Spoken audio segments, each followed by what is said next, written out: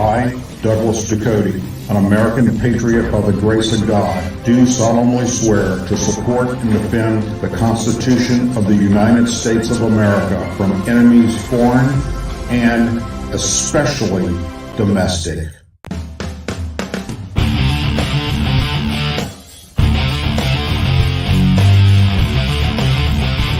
I, Douglas Ducote, an American patriot by the grace of God, do solemnly swear to support and defend the Constitution of the United States of America from enemies foreign and especially domestic. Say it with me.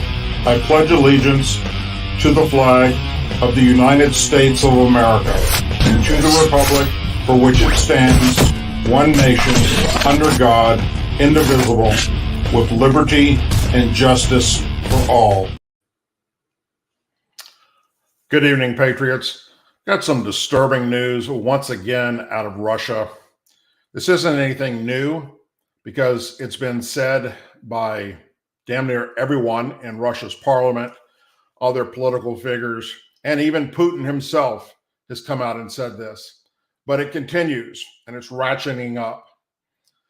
And a Telegram, an X, formerly Twitter, post today, Dmitry Medvedev, deputy chairman of the Security Council of Russia, posted that Moscow is ready to use nuclear weapons in the event that Ukraine war falls and fails. If the allies in Ukraine manage to push Russia out of the war-torn country. Basically, what he's saying is, if we lose because we can't handle that, we're going to switch to nuclear weapons, which is pretty damn pathetic and sad. He went on to say, let's imagine for a moment that Russia lost and Ukraine with its allies won.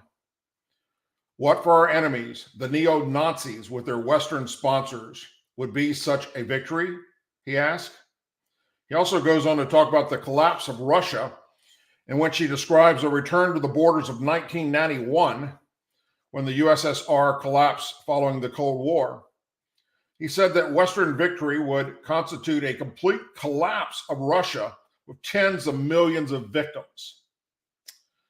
He described it as the death of our future, the collapse of everything in the world. Well, that's difficult to believe when you consider that Russia was perfectly fine before it invaded Ukraine. What would be different? You just can't have Ukrainian territory? The post continues, the collapse of Russia will have much more terrible consequences than the result of anything ordinary, even the most protracted war.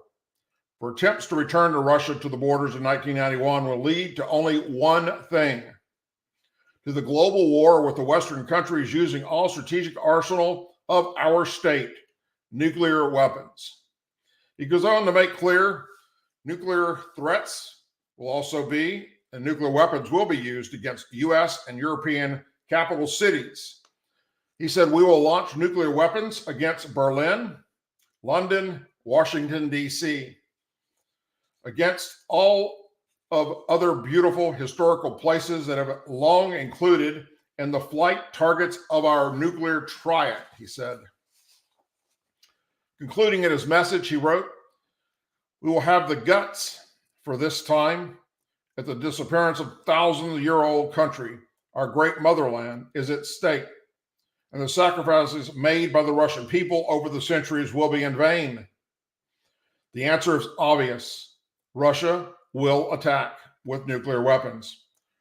Russia, as you know, began its invasion of Ukraine almost 2 years ago on February 24th, 2022. So the 2-year anniversary is right around the corner. Russian military and political officials have threatened to use nuclear weapons as it continues its campaign, both the Ukraine and against NATO member countries.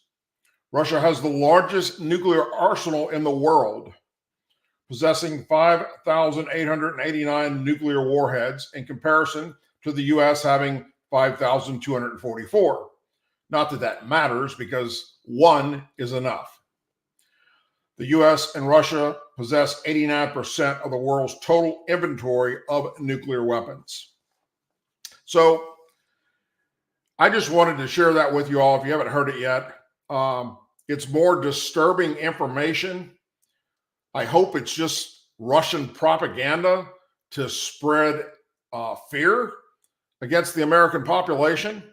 Russia wants nothing more than what's happening right now in our Congress, where we have Republicans holding up the defense bill for Ukraine and Israel to send them billions of more dollars.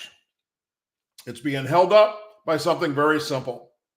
The Speaker of the House put it very plainly.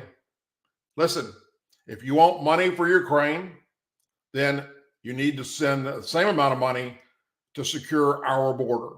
And if you're unwilling to do that, then we're unwilling to allow any more money to go to the Ukrainian people or to the Ukrainian war.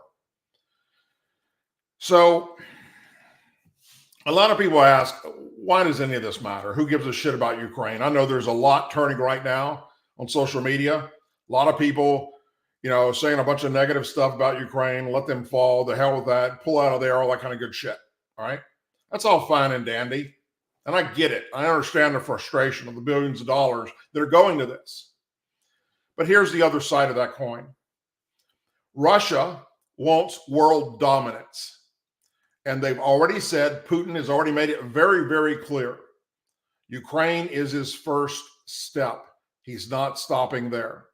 If he manages to take Ukraine, then he's moving on to other countries. He wants to go back to what Russia was like, a very large country with all these other individual countries that separated after the Berlin Wall fell. He wants them all back into his country. So the only reason that Russia is having such a difficult time defeating Ukraine is because the U.S. and NATO is supplying Ukraine with everything they need to fight this war. And when I say everything, I'm telling you everything, from the clothing for soldiers to wear, the food for service members to eat, trucks, tanks, jeeps, planes, helicopters, guns, rockets, missiles, small arms ammunition, everything. Their military is turning into a U.S. arsenal. Everything we had in stockpile is going to Ukraine. Billions and billions and billions of dollars worth of our equipment. That is the only reason they're winning. And we also train the Iranian service members to use this equipment. Hell, we even gave them F-16 fighter jets. So if that dries up, and it's looking like it because Joe Biden is hell-bent on not protecting our borders. I mean, that's the deal. Secure our borders. We will give you money for Ukraine, Joe. And Joe has basically said, we're not going to do that. And they've come out with all kinds of stupid ass deals. I've reported on it before, how, the first deal was very, very limited amount of money for our border when billions went to Ukraine. And then that got rejected by the House. And the Senate comes out with a bill, unanimously, basically, that said, we're going to give all these billions to Ukraine and we're not going to give shit to the border. That's right. Even the Republicans in the Senate bought off on that. And of course, the House said, that's not happening either. So it's all tied up because of our border. And if you don't have a border, you don't have a country. Let's face it. So most people are upset that we're sending billions of dollars for Ukraine to secure their border while we're allowing a massive disaster on our southern border with illegal aliens coming across, MS-13 gang members, sex trafficking of women and children, drugs, just hundreds of thousands of tons of fentanyl killing Americans every day. And this administration and the Democrats do not want a penny more to go to our border to stop that. To them, it's future voters, period. Joe Biden is the one that let them in. So Joe Biden is the one they will vote for when they're able to vote. And even if they're not able to vote, they're going to vote anyhow, because in Democrat areas, they're going to let them vote, folks. That's what they do. It's It's very, very sad, the situation that we find ourselves in. But either way, either we continue to support Ukraine to fight off Russia, or we let it fall. When it falls, Russia moves on to the next target and the next target and the next target. And eventually, at some point, NATO will respond, and it will be an all-out World War III, because NATO is not going to allow that to happen. And here we are. Trust me when I tell you this, and you can ask any military veteran that served, let's say from when the wall fell and going back in the years, they will all tell you the same thing I'm about to tell you right now. We're faced with more of a larger percentage chance of nuclear war on this earth than at any time in our previous history. And that is a scary thought. Many of us served for the sole purpose of fighting a war with Russia. We trained for that. And when the Berlin Wall fell and the Cold War was over with, it was a big, big relief off our shoulders. And now, one man, Joe Biden, and his incompetent administration has allowed us to go right back into the Cold War again, with all these threats coming from the former USSR, coming from Russia, coming from Moscow. It is very frightening, to say the least. Anyway, I just wanted to share that with all you. It's getting very little news coverage right now. Yahoo News picked it up. I think there's a few other little places picking it up, but in general, it's not being pressed out on Fox or CNN or MSNBC or all your other networks like ABC, CBS, NBC, all that. They're not even covering this.